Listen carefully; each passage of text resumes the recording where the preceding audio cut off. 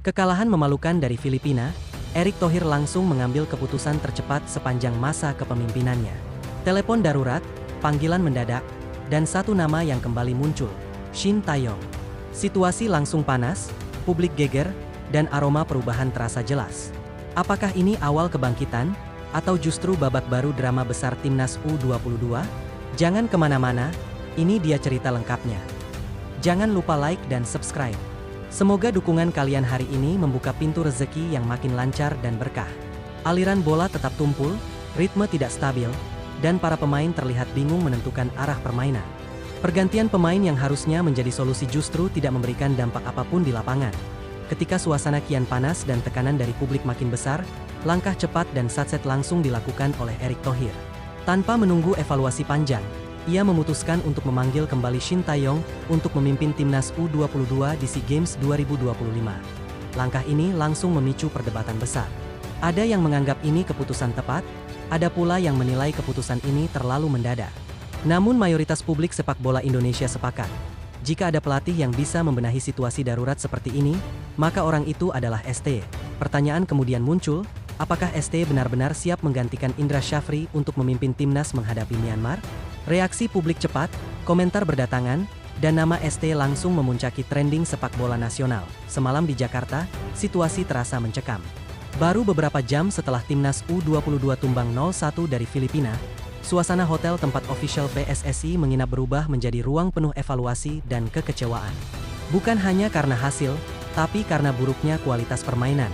Di tengah suasana muram itu, Erick Thohir memutuskan bergerak.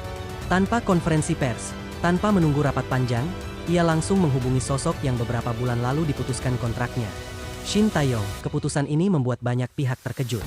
Tidak pernah ada yang membayangkan bahwa panggilan balik kepada STY akan terjadi dalam waktu sesingkat ini. Namun kondisi tim sedang krisis, dan langkah berani harus diambil. Telepon itu terhubung sekitar 1 jam setelah pertandingan berakhir. Dengan suara penuh tekanan, Erick meminta STY mempertimbangkan untuk kembali menangani Timnas U22 secara darurat demi menyelamatkan peluang Indonesia di SEA Games 2025. Ternyata, respon STY tidak membutuhkan waktu lama. Ia menjawab dengan nada tenang namun tegas, menunjukkan bahwa ia memahami betapa gentingnya situasi yang sedang dihadapi Indonesia. Informasi yang beredar dari lingkungan PSSI menyebut bahwa STY langsung memesan tiket penerbangan dini hari. Tanpa banyak pertanyaan, tanpa negosiasi panjang, ia bersiap kembali ke Indonesia sore ini. Kabar kedatangan STY di Bandara Soekarno-Hatta langsung membuat publik heboh.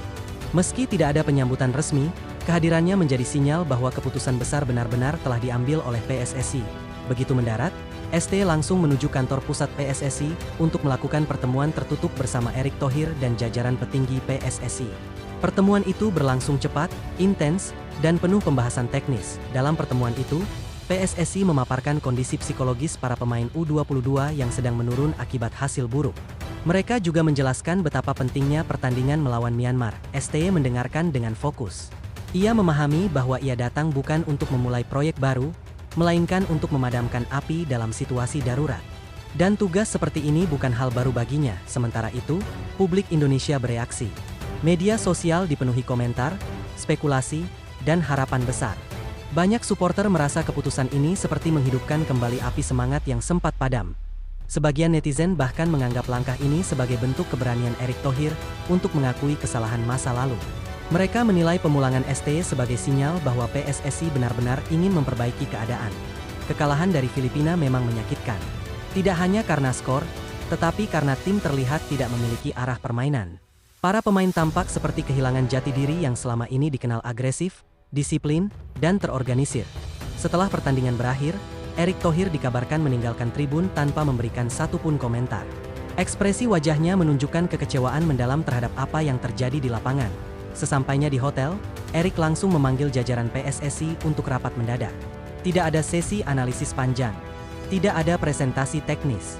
Yang ada hanya evaluasi cepat dan keputusan yang harus diambil malam itu juga. Dalam rapat itu, Erick akhirnya mengatakan sesuatu yang membuat seluruh ruangan terdiam. Ia mengakui bahwa memutus kontrak STY beberapa bulan lalu adalah keputusan yang terlalu terburu-buru. Erick juga mengatakan bahwa ia merasa malu kepada publik Indonesia. Malu karena ia tahu bahwa keputusan yang diambil saat itu bukan yang terbaik demi masa depan timnas. Pengakuan itu membuat suasana rapat berubah. Tidak ada yang menyalahkan, tidak ada yang membela.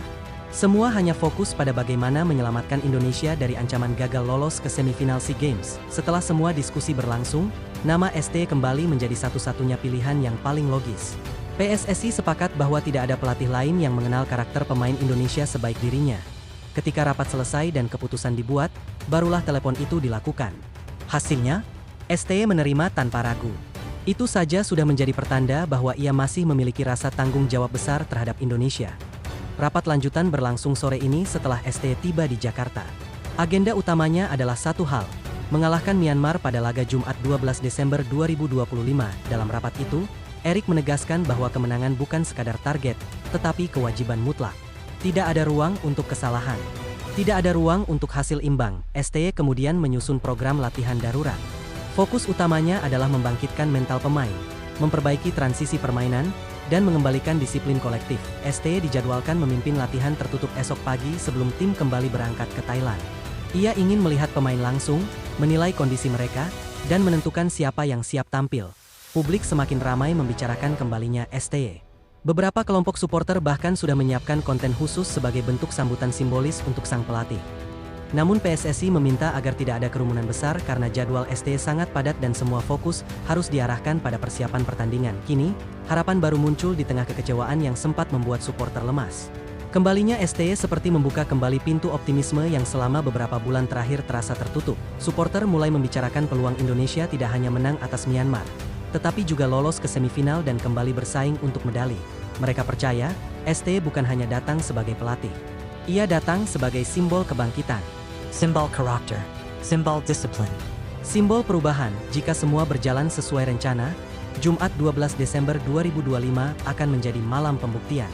Malam saat Indonesia kembali bangkit dari keterpurukan.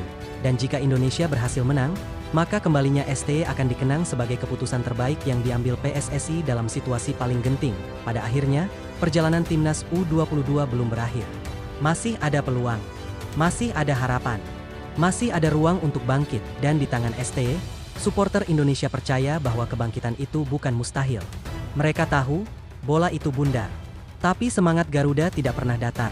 Kini semua mata tertuju pada satu sosok. Pelatih yang pernah dipuja, pernah dijatuhkan, dan kini kembali dipanggil untuk menyelamatkan harga diri bangsa. Apapun yang terjadi nanti, satu hal pasti. Indonesia kembali memiliki harapan. Dan harapan itu bernama Shin Taeyong.